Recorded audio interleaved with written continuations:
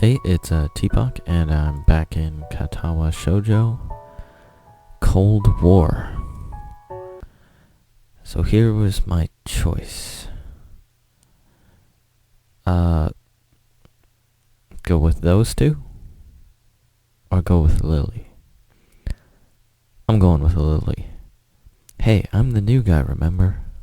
It's not like I could have done much even if I wanted. That's right, you shouldn't expect a transfer student to jump right into it on his first week. Thank you, Lilly. Lilly takes my side, feeling oddly comforting, so I decide to back her up too. Yeah, you're being unreasonable with us both. Excuses. Miss Class Rep has had plenty of time to deal with her report. And we repeatedly offered you a position to help with the student council work, but you refused to commit yourself to making the festival a success. Yeah, but as I said back then, I'm not sure if... I don't have time for this right now. No matter what I do, it will mean being drawn into a confrontation with Shizune, and that is what she wants. Whatever, forget it. I turn my back on them. Ho, Hisao. Lilly, class is going to be starting soon, so we can talk more later. I'll tell Hanako you were looking for her. I can feel Shizune freezing. Maybe this is the first time she's ever been ignored in such a blunt manner. Well, yeah, they're just kind of rude. Thank you, Hisao. I'll leave now then. She gives me the sweetest smile I've seen all week and turns on her heels to make her exit. As soon as Lilly walks out the door, I suddenly start feeling reluctant about turning to face Shizune. I can feel her eyes burning into my back, and I can't bring myself to look at her. She must be furious. I keep expecting Misha to say something to alleviate the tension, but it really is wanting too much. In the end, I go back to my seat and listen to the sound of Shizune's footsteps as she marches out of the room. She doesn't return until a few minutes before class.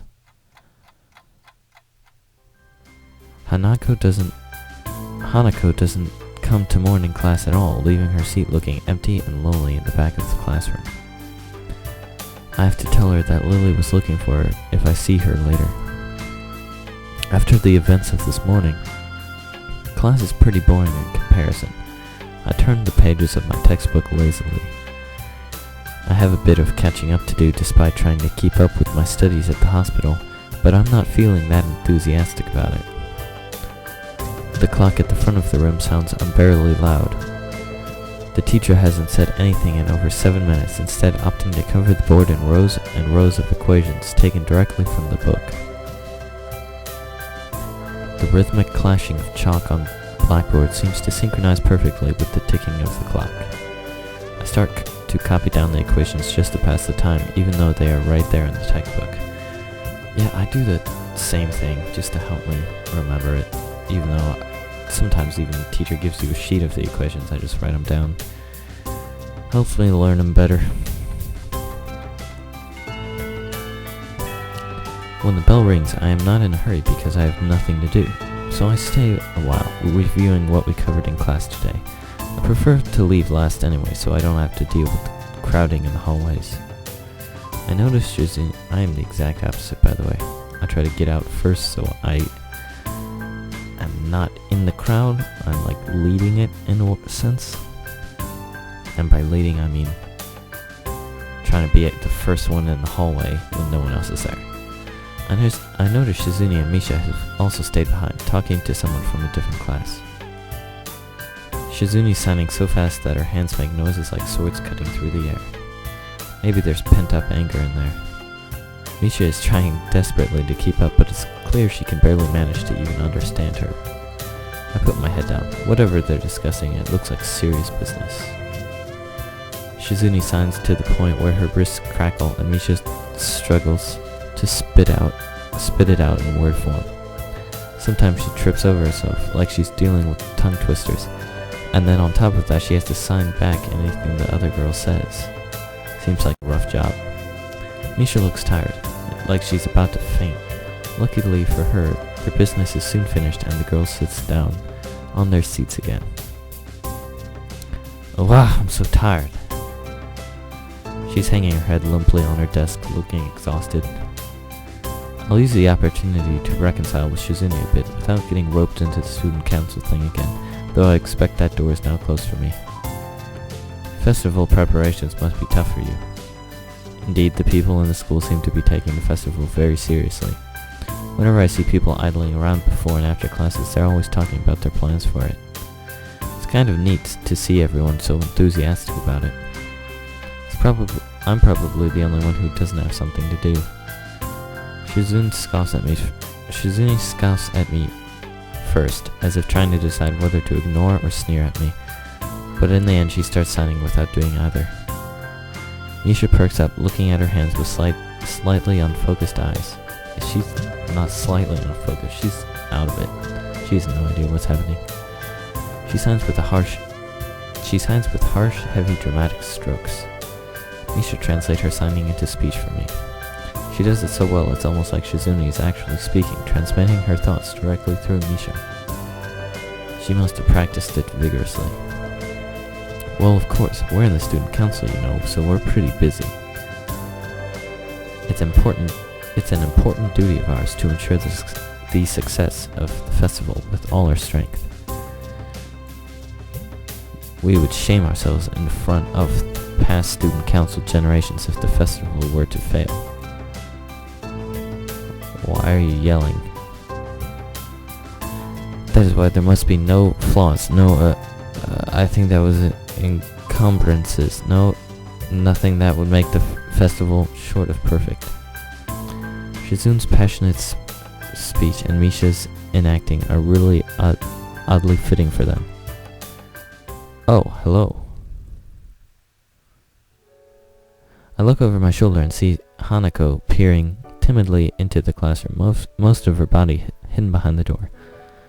Hi, Hanako. Hey, playing delinquent again. Be quiet. Don't even... No. Get out. Hanako blushes hard at Misha's straightforward jab, even if it was only in jest. Don't kick her out. Shizune stares at her probingly, causing Hanako to look down and start backing away to the point where only her fingers can be seen wrapped nervously around the edge of the door. Maybe she's showing her dislike of Hanako by association of her dislike of Lilly. It appears so, and Hanako probably knows it as well. What is it, Hanako? Has Lilly been here? Sorry, haven't seen Tao. She came by in the morning though. Hanako keeps looking uneasily at Shizune, who stares back at her with her usual studying gaze. What is she trying to do? Of course Shizune isn't going to look away, and she's intimidating enough as it is, so I can only imagine how terrified Hanako would be. It is a little uncomfortable watching Hanako's reaction to Shizune's normal behavior. This is what happens when two people of two different extremes meet, it seems. Do you know where she is? If she has any sense in her head, she's in her classroom working on their festival project. But who knows where that woman is loitering at? You need to find her? She was looking for you in the morning, but I guess you have missed each other. She waits a little without answering the simple question, looking awfully like she's not sure if it's proper to answer such a question. Yeah. I can come with you. If it's okay. Hanako nods fractionally, still on guard, her shoulders stiff like wood. I get the feeling that she might be more comfortable by herself after all, but it's too late to back off now. She has this really troubled expression she seems to wear almost constantly, one that makes me constantly be on guard myself. I wonder why. I kind of understand why she always seems to be so wary, or maybe more like why there could only be a person like her. But I still have no idea how I should act around such a person. It's dinner time soon. Were you planning to eat with Lilly? She nods slightly. She must have been trying to get in the cafeteria. Well, there's something of a dinner crowd, just like the cafeteria is crowded during lunch. It's not as bad because dinner time is longer than lunch hour, but can understand why Hanako would be discouraged from going in. I pick up my bag and we take our leave. Hanako skips a little to meet my initial pace, so I slow down to match her speed. It doesn't take long for us to be walking at a comfortable pace down the hallway, towards the creepy wizard. It almost feels like we're going for a stroll together, something that I can't say I've really done before with a girl. Hanako doesn't seem to be thinking the same thing though. Even though we are walking at the same pace, she never comes within an arm's reach of me. I guess she's still a little uncomfortable around me, given how shy she is. She doesn't seem to be much helping it, at least for now. By the time we arrive at the cafeteria, there's not much of a crowd there, but Lilly is nowhere to be seen. Hanako's head sinks even lower than usual. Have you looked somewhere else already? Just at the library I was reading. She does spend the classes she skips at the library. So not exactly a thorough search then. Well, if I had to guess, she'd be in her own class like Shizune said, right? Right. With the slightest of nods, Hanako agrees with my reasoning. God, she's being so awkward. It's like I need double-layered silk gloves with padding to even begin interacting with her. Some small talk might help her become a bit more used to me. It isn't hard to tell that the silence between us is hovering on the edge of both our minds. So you and Lilly usually hang out together after class, right? Yes. I'm not quite sure what I expected from her answer, nor why I even asked the question. That much was rather obvious after all. She doesn't seem like the type to cultivate a social circle either, so I suspect that Lilly may well be her only friend. Must be a pain being in different classes, I'm guessing. She gives a sharp, almost reflexive nod. Compared to Lilly's careful thought about her actions and speech, Hanako hastens to make her answers as prompt and short as possible. Lilly comes by the classroom though, even when she's busy. Smile. She gives a small smile as she says it, evidently appreciating the fact that Lilly goes out of her way to help her. It's pretty cute, really. There isn't any need to say more. Both of us content that the discussions reached an end. As we ascend the stairs back to the lobby, we are met by a group of students heading downstairs like a school of fish moving from one feeding area to another. They seem to be keeping mostly to themselves, but before I can notice her doing so, Hanako has moved around behind me. Hey, are you alright? Just keep going. The students pass us without much as a second glance, and Hanako takes up position to my side again as we enter the building, her momentary reprieve from her anxiety all but snatched away. Even as we climb towards the third floor, she doesn't seem to relax. It isn't as if I've never known a shy person before, or even shy girls, but Hanako seems to be pretty far beyond what I'd call normal for her fear of other people. If it weren't for Lilly acting as a mediator, I doubt Hanako would have ever been able to walk besides me like this. She seems to completely shut down in the presence of others. The rest of the walk to Lilly's classroom continues in strained silence, while I rue her inability to socialize at all.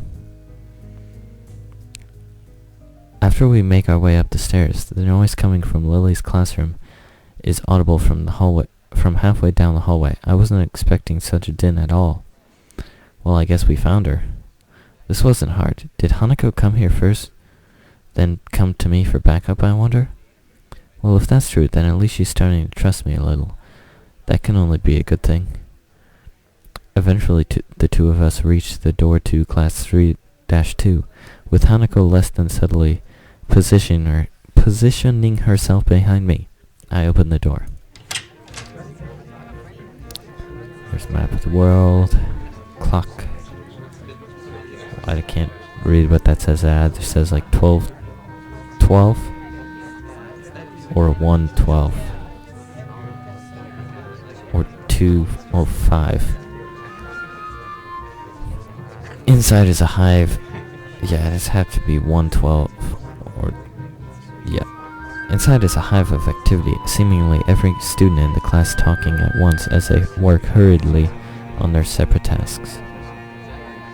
Going by the paint cans, decorations, and banners being made, it must be for the upcoming school festival. Yeah, that's the big thing. Kind of obvious. They had said how Lily's class was behind, so they're working to make up for lost time. I guess my first priority should be finding Lilly. There. Finding her among the din is surprisingly easy, not the least because of her looks. With a couple of students gathered around her as she stands in the front of the class, she seems to be in charge of the preparations, or at least busy organizing them.